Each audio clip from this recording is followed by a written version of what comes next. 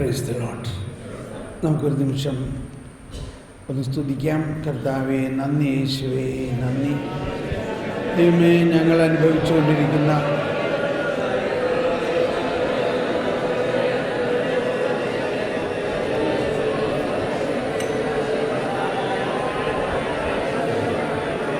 നമുക്ക് ഹൃദയത്തിൽ praise the Lord.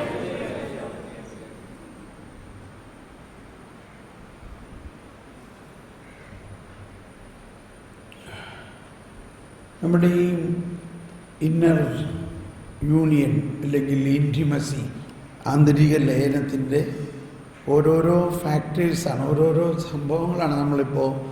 അപ്പോൾ അതിൽ പ്രധാനമായിട്ടുള്ള ഒന്ന് ഈ ഉടമ്പടി ബന്ധം. ദൈവം നമ്മളുമായിട്ട് ഒരു ഉടമ്പടി ബന്ധത്തിലാണ് ഓൾറെഡി. എന്താണ് ഉടമ്പടി എന്ന് പറഞ്ഞാൽ? ഉടമ്പടി എന്ന് പറഞ്ഞാൽ ഒരു വിവാഹബന്ധമാണ്. എന്താണ് വിവാഹബന്ധത്തിൽ? ഭർത്താവ് ഭാര്യയ്ക്ക് തൻ്റെ ജീവൻ നൽകുന്നു, ഭാര്യ ഭർത്താവിനും ജീവൻ നൽകുന്നു. ആ രണ്ട് ജീവനും ലയിച്ചു കഴിഞ്ഞിരിക്കുന്നു. ഇനി അത് അകറ്റുക സാധ്യമല്ല.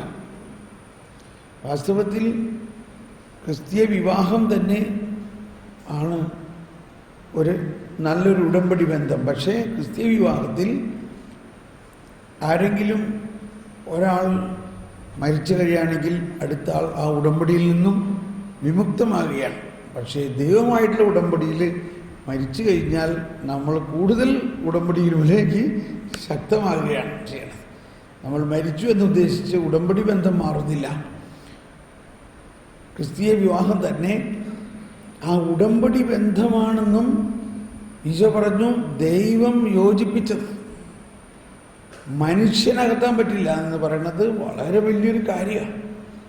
പെട്ടെന്നൊരു വാക്ക് പറഞ്ഞോളൂ. ഇപ്പോൾ ഒരുപാട് ഈ കാലഘട്ടത്തിൽ ഇത് വലിയൊരു പ്രശ്നമാണല്ലോ. ഒരുപാട് കേസുകൾ, ഡൈവേഴ്സ് കേസ്. ഈ ഡൈവേഴ്സ് കേസുകളും ഇതൊക്കെ ഉണ്ടാകുന്നതിൻ്റെ കാരണം അങ്ങനെയുള്ള ആളുകൾക്ക് ഈ ഒരു നോളേജ് പോലും ഇല്ല, ഇതൊരു ഉടമ്പടി ബന്ധമാണെന്ന്. അപ്പോൾ ചിലപ്പോൾ നമ്മുടെ അടുത്തൊക്കെ ആളുകൾ അങ്ങനെ വരുമ്പോൾ ഞാൻ അവരെ സഹായിക്കാറുണ്ട്. അപ്പം അങ്ങനെ ഒരു കേസ്, അവർ അകന്ന് ജീവിക്കുകയാണ്. കാരണം ഭർത്താവ് വേറൊരു പെണ്ണിൻ്റെ കൂടെ പോയി. അപ്പോൾ പിന്നെ പോയി കഴിഞ്ഞില്ലേ? കഴിഞ്ഞോ? കല്യാണം കഴിഞ്ഞില്ലേ? കഴിഞ്ഞോ? അപ്പോൾ നമ്മുടെ നാട്ടിലൊക്കെ ആണെങ്കിൽ ഉടനെ കഴിഞ്ഞു എന്ന് പ്രഖ്യാപിക്കും. ഇനി പക്ഷേ കർത്താവ് പറഞ്ഞെന്താ? മനുഷ്യൻ അതകറ്റാൻ പറ്റില്ല. അവൻ ഒരു പെണ്ണിൻ്റെ കൂടെ പോയി എന്ന് പറഞ്ഞുകൊണ്ട് ഉടമ്പടി ബന്ധം അവസാനിക്കുന്നില്ല. അവനെ തിരിച്ചു കൊണ്ടുവരാനുള്ള ശക്തി ഇതിനകത്തുണ്ട്. ഉടമ്പടി ബന്ധം എന്താണ്? അവനെ തിരിച്ചു കൊണ്ടുവരാനുള്ള ശക്തി. അവനങ്ങനെ ഒരു പാപത്തിൽ വീണു. അപ്പോൾ അവനെ നമ്മൾക്ക് പ്രാർത്ഥനയിലൂടെ കർത്താവിൽ ആശ്രയിച്ചുകൊണ്ട്, അപ്പോൾ ഞാൻ ഈ സഹോദരിയോട് ഞാൻ പറഞ്ഞു, നീ വിശ്വസിക്കണം, അവൻ നിൻ്റെ ഭർത്താവാണ്. വേറെ ഒരു പെണ്ണിനോ ഒരാൾക്കോ അവന് അവകാശമില്ല.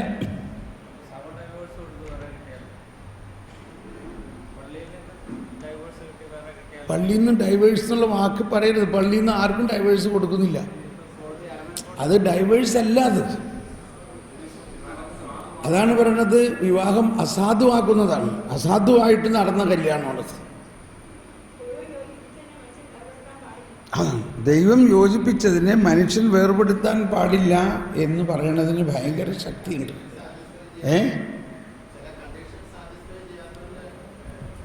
അപ്പം അത് അസാധുവാണത്, അത് ഡൈവേഴ്സ് അല്ല. വിവാഹം നടന്നത് തന്നെ യഥാർത്ഥമായ ഒരു.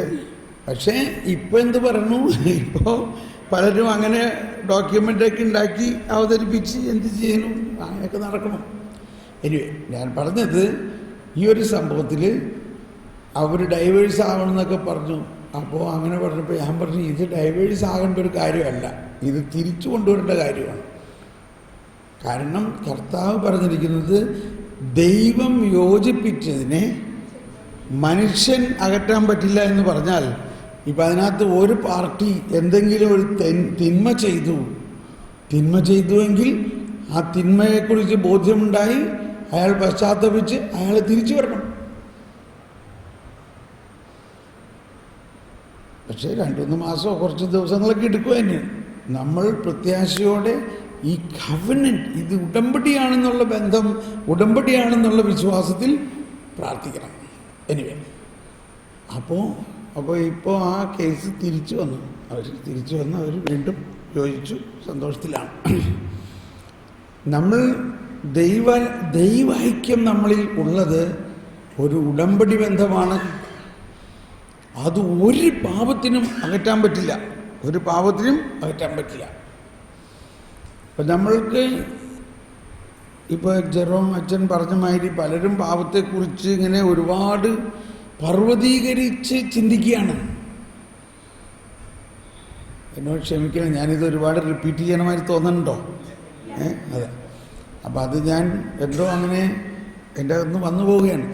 അത് അങ്ങനെ പാപത്തെ പർവ്വതീകരിക്കുമ്പോൾ നമ്മളൊരു മണ്ടന്മാരാണ്. കാരണം ഇത്രയും വലിയ ദൈവത്തിൻ്റെ കൃപ സകല പാപത്തെയും മാറ്റുകയും നമ്മളെ ദൈവപുത്ര സ്ഥാനത്തേക്ക് ഉയർത്തുകയും ഇനി ആ അവസരത്തിൽ തന്നെ എന്തെങ്കിലും തെറ്റ് ചെയ്താൽ അതിനും കൂടി പരിഹാരം ചെയ്യുന്ന കൃപ നമുക്ക് നൽകിയിട്ട് നമ്മൾ ആ കൃപയെ നോക്കാതെ പാപത്തിൻ്റെ ചില റിയാക്ഷനുകളായിട്ട് ചിന്തിക്കുകയാണ്. അപ്പോൾ ഇവിടെയാണ് ഇനി നമുക്ക് പഠിക്കേണ്ടത് മാമോദീസായിൽ എന്ത് സംഭവിക്കുന്നു നമ്മളിൽ. അത് കഴിഞ്ഞിട്ട് ഞാൻ മരണാനന്തര ജീവിതത്തിൽ എന്തെല്ലാം സംഭവിക്കണം, ഇതാണിപ്പോൾ നമ്മളുടെ വിഷയം. ഇത്രയും മനസ്സിലാക്കി കഴിയുമ്പോൾ നമുക്ക് ഒരുപാട് പുതിയ ഉൾക്കാഴ്ച അല്ലെങ്കിൽ നമ്മുടെ വിശ്വാസത്തിൻ്റെ ആ ആഴമായ ശക്തി നമുക്ക് മനസ്സിലാവും. അപ്പോൾ മാമോദീസയിലാണ് നമുക്കിനിയും നവീകരണം വേണ്ടത്. മാമോദീസ പല സ്ഥലങ്ങളിലും മാമോദീസ ഒരു കള്ളുകുടി പാർട്ടിയോ ഒരു വലിയ എൻ്റർടൈൻമെൻറ്റോ ബാഹ്യമായിട്ടുള്ള കുറേ കാര്യങ്ങളായിട്ട് അങ്ങ് മാറുകയാണ്. അതിന് പകരം നമ്മൾ മാമോദീസയുടെ മാമോദീസ കൃപാവരത്തിൻ്റെ പ്രവർത്തനമാണ്. മാമോദീസായിൽ ദൈവത്തിൻ്റെ കൃപ. എന്താണ് കൃപ എന്ന് പറയുന്നത്? എല്ലാവരും കരമുയർത്തി. ദൈവികത മാനുഷികതയിൽ ലയിക്കുന്നതാണ് കൃപ. അപ്പോൾ ദൈവികത മാനുഷികതയിൽ ലയിക്കുമ്പോൾ മാനുഷികതയെ രൂപാന്തരപ്പെടുത്തി ദൈവമാക്കി മാറ്റുന്നു, ദൈവീകരിക്കപ്പെടുന്നു. ഇത് ജീവിതകാലം മുഴുവനും നടക്കുന്നൊരു കാര്യമാണ്. നമ്മളിൽ എന്തെങ്കിലും പ്രശ്നങ്ങളോ പാപങ്ങളോ ഇനിയുണ്ടെങ്കിൽ അതിൻ്റെ അർത്ഥം ഇത്രയേ ഉള്ളൂ: കൃപ പൂർണ്ണമായിട്ട് നമ്മളിലേക്ക് ഒഴുകിയിട്ടില്ല. എന്താ കാരണം? അതിൻ്റെ പ്രധാന കാരണം മാമോദീസയെക്കുറിച്ച് നമ്മൾ എന്ത് മനസ്സിലാക്കുന്നു? മാമോദീസയെക്കുറിച്ച് പലരും മനസ്സിലാക്കുന്നത് വേണ്ട രീതിയിലല്ല. മാമോദീസയെക്കുറിച്ച് ഇപ്പം നമുക്ക് കാറ്റഗിസം ഉള്ളതിൻ്റെ പേരിൽ വളരെ എളുപ്പമാണ്.